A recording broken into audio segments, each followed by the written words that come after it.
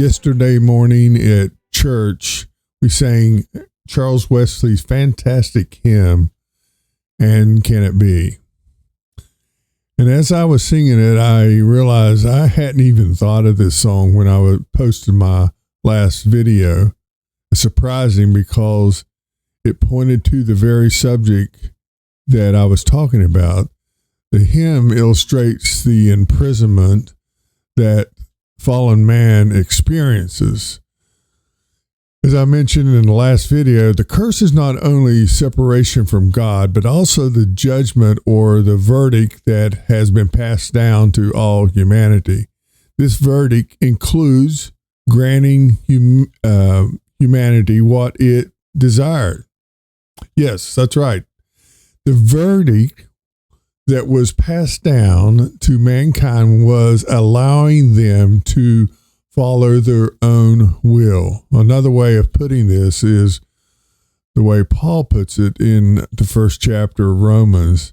He says, "Therefore God gave them over to the desires of their heart."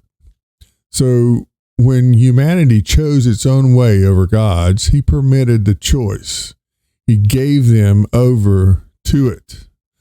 This led to the selfish human will, and that manifests itself in that long list that Paul provides for us in 2 Timothy, and we looked at this in the last video. Lovers of themselves, lovers of money, boastful, proud, abusive, disobedient to parents, ungrateful, unholy, without love, unforgiving, slanderous, without self-control, brutal, not lovers of good, treacherous, rash, conceited, lovers of pleasure rather than lovers of God. And this hymn paints this picture of the separation of mankind from God. Now, consider what it means to be separated from God. God is presently all around us at every moment. So it must mean more than just his presence. Separation indicates a disconnect in which God is not engaging with humanity. This disconnect stems from the selfish human will that is under the curse. It represents the imprisonment of fallen humanity, which is why the Son came to set the captives free.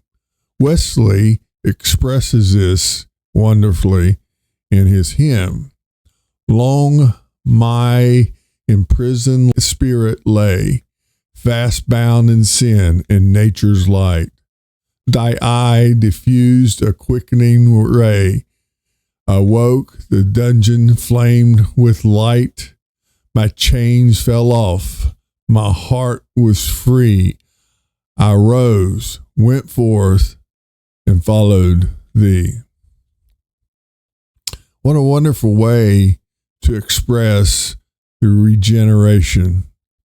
Life is what a dead man needs. Since conception, we have been bound to sin. We come into this world selfish and in chains, resulting from being naturally born into Adam's race. We are children of darkness, fearing to be exposed by the true light of the gospel. Christ came to set the captives free. He did not leave us in that state. He gives us light. He gives us life, and that light shines upon our dark heart and enabling us to know him. Then we can call on him and we can be saved. He cleanses us, removes our bonds, and then we follow him.